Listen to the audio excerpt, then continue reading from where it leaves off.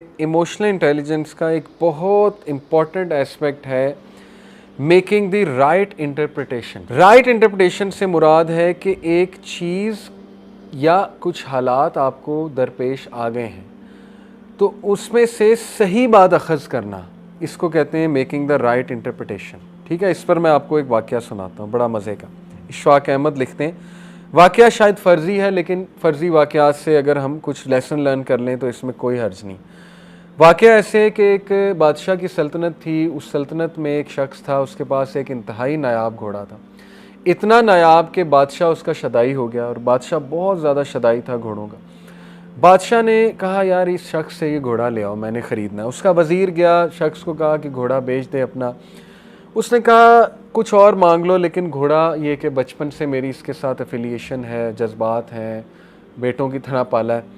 उसने कहा घोड़ा मैं नहीं दे सकता, घोड़ा मुझे भी बहुत पसंद है। बड़ा हैरान हुआ वज़ीर, वापस चला गया। बादशाह को ये बात बर्दाश्त ना हुई, उसको गुस्सा आया। उसने कहा अच्छा, उसने कहा मैं चलता हूँ। बादशाह खुद आ गया। बादशाह ने कहा कि मुँह मांगी रकम तुझे दूंगा, जो तू कहता है तुझे दूंगा। उसने कहा बादशाह सलामत आप जान मांग लें, लेकिन ये कि ये नहीं मैं दे सकता, मेरी वैल्यूज़ के ख़िलाफ़ है ये बात कि मैं अपना पाला हुआ घोड़ा जो है वो इस तरह बेच दूँ। मैं मुझे है ही नहीं, ज़रूरत ही नहीं माल की, अल्लाह ने दिया अल्हम्दुलिल्लाह। अब लोग जमा हो गए, ये देख रहे थे सारा माजरा। लोग आपको पता है जीना हराम करते हैं। बादशाह ने कहा अच्छा चल तुझे मैं आधी सल्तनत दे दूंगा। बादशाह ने टेस्ट करने के लिए, तो उसने मुस्करा कर कहा कि नहीं। अब बादशाह ने कहा तू पछताएगा। बादशाह चला गया। लोग आ गए, लोग ने कहा कि यार तू इतना बदबख्त है, देख तुझे इतनी बड़ी ऑफ़र हो रही, क्या ये घोड़ा, एक घोड़े के पीछे तूने बादशाह की ये ऑफ़र रिजेक्ट कर दी।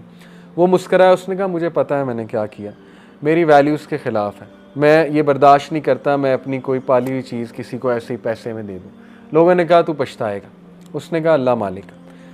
अब हुआ ये वाक़या आगे जाता है कि वो घोड़ा भाग गया अस्तबल से तकरीबन चंद दिन बाद। अब आप देखें लोगों ने किस तरह मेंटल टॉर्चर दिया होगा। लोगों ने कहा कि होन आराम है, अगर इस घोड़े को बेच देता तो आज तेरे पास पैसे भी होते, आधी सल्तनत का बादशाह भी होता, क्या मिला, भाग गया। एक जानवर जिससे तूने वफा की, देख जानवर ने तेरे से वफा नहीं की, चला गया। वो मुस्कराया, उसने कहा बस यही था किस्मत में, कोई बात नहीं, मेरा उसका साथ इस तरह लिखा हुआ था, अल्लाह ताला ने जो देना है देना, हो सकता है अल्लाह मुझे इसके बदले बहुत कुछ दे दे। अब हुआ ये मज़े की बात, लिखने वाले लिखते हैं कि वो घोड़ा अपने पीछे 12 घोड़े ले आए जंगल से। वो घोड़ा ऐसा था, घोड़ों का सरदार था। अब जब वो 12 घोड़े उसके पीछे आ गए तो लोग फिर जमा हो गए। अब लोगों ने रवैया चेंज कर लिया। बताने का मकसद पता है क्या राइटर का, कि लोग चेंज होते हैं वाक़यात के मुताबिक, हालात के मुताबिक। एक वाक़ये को पकड़ के ना पूरी लाइफ को पेंट कर देते हैं।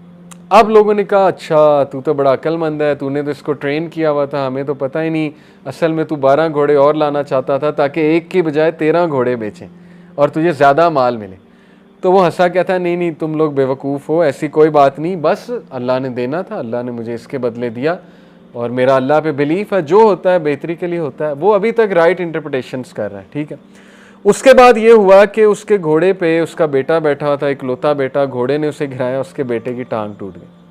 अब वो फिर आगे लोग, देखा मनूस घोड़ा है, तेरा इकलौता बेटा, तेरा कौन सहारा बनेगा।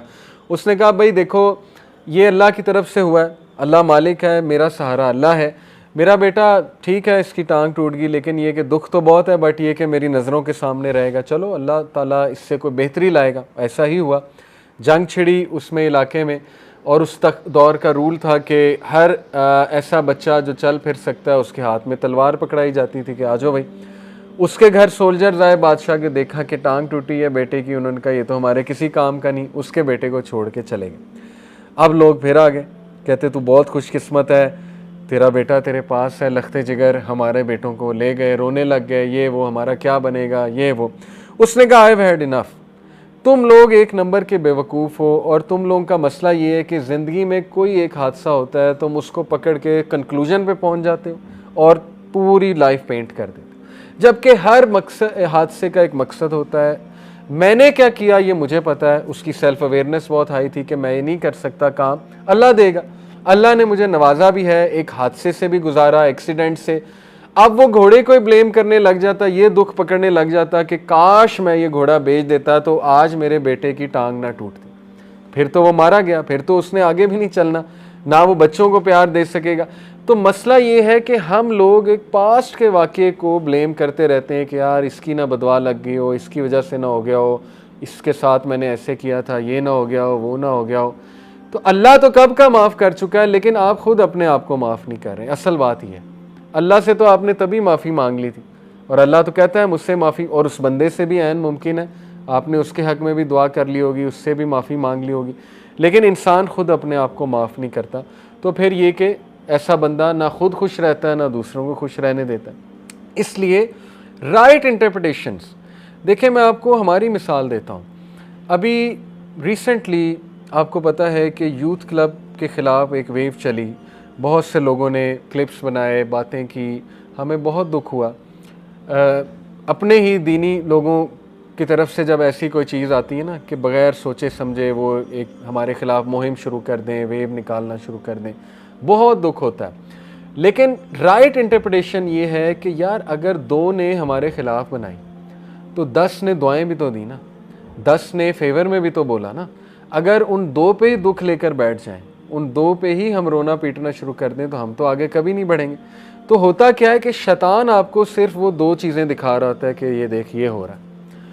इसलिए ऐसे मौके पे जब बहुत ज़्यादा जज्बात हावी हों, बहुत इमोशनल हों, आप बहुत फ्रस्ट्रेशन का शिकार हों, उस वक्त अपने आप को उस इवेंट से डिसएसोसिएट करके थोड़ा सा निकल के उस जोन से कुछ पॉजिटिव चीज़ें भी देखें, ज़रूर मौजूद होंगी वो पॉजिटिव चीज़ें, और राइट इंटरप्रिटेशन करें। अगर आपसे नहीं हो रही, इसीलिए कहते हैं किसी अक्लमंद बंदे से बात कर लें, हो सकता है वो आपको दिखा दें। और ऐसा ही होता है, कोई आपके मुखलिस दोस्त होते हैं, अच्छे दोस्त होते हैं, वो आपको कहते हैं कि यार नहीं, अगर ऐसा हो रहा है तो फिर ऐसा भी तो हो रहा है ना, ये भी तो देखो ना, इसकी तरफ भी तो तवज्जो दो। इसीलिए कहते हैं ना, अपनी नेमतों की तरफ भी तो देखो ना। वो जो चंद एक चीज़ें तुम्हारी ज़िंदगी में चल रही हैं, उन्हीं की तरफ तवज्जो दी हुई है, और उसके बाद नेमतें तो देख ही नहीं रहे हम। अल्लाह ने सेहत दी है, अल्लाह ताला ने लोग मोहब्बत करने वाले दिए हैं, बहुत सी चीज़ें दी होंगी।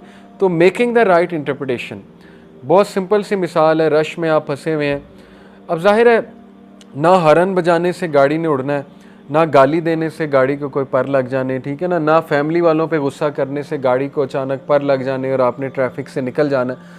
तो गाड़ी तो फंस गई, और इसमें कसूर भी आपका कोई नहीं है, सर्कल ऑफ इन्फ्लुएंस से बाहर की चीज़ है। अब लेट तो होना है, बजाय के पैनिक होने के, गुस्सा होने के, ठीक है ना, फ्रस्ट्रेट होने के, जहाँ पहुँचना था उन्हें मैसेज कर दो मैं ट्रैफिक में स्टक हूँ, और रिलैक्स हो जाओ, जिक्र कर लें, अपने आप को काम डाउन करने की कोशिश करें। इसी तरह कोई भी मसला ज़िंदगी में आ गया है तो उसकी राइट इंटरप्रिटेशन करना सीखें। सबसे पहले उसके बारे में पॉजिटिव सोचना सीखें। ये एक हैबिट है, ये हैबिट आपको अपने आप को डालनी पड़ेगी, ज़बरदस्ती डालनी पड़ेगी। कई चीज़ें हम ज़बरदस्ती डालते हैं अपने आप को, ये भी ज़बरदस्ती डालें कि नहीं, जो मर्ज़ी हो जाए, मैंने मुंह से पॉजिटिव इंटरप्रिटेशन ही निकालनी, पॉजिटिव बात ही मैंने मुंह से करनी, ठीक है ना।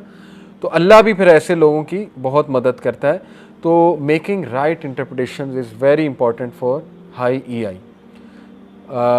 और भी बहुत सी मिसालें मैं आपको राइट इंटरप्रिटेशन की दे सकता हूँ। जैसे आपकी ज़िंदगी में कोई फेलियर आ गया, उसका राइट इंटरप्रिटेशन भी मौजूद है। रॉन्ग इंटरप्रिटेशन करने पे जाएंगे तो फेलियर ही महसूस करेंगे। राइट इंटरप्रिटेशन ये है कि मैंने नहीं तैयारी की थी, मैं फ़ेल हो गया, यही है राइट इंटरप्रिटेशन। अपना फेलियर माने।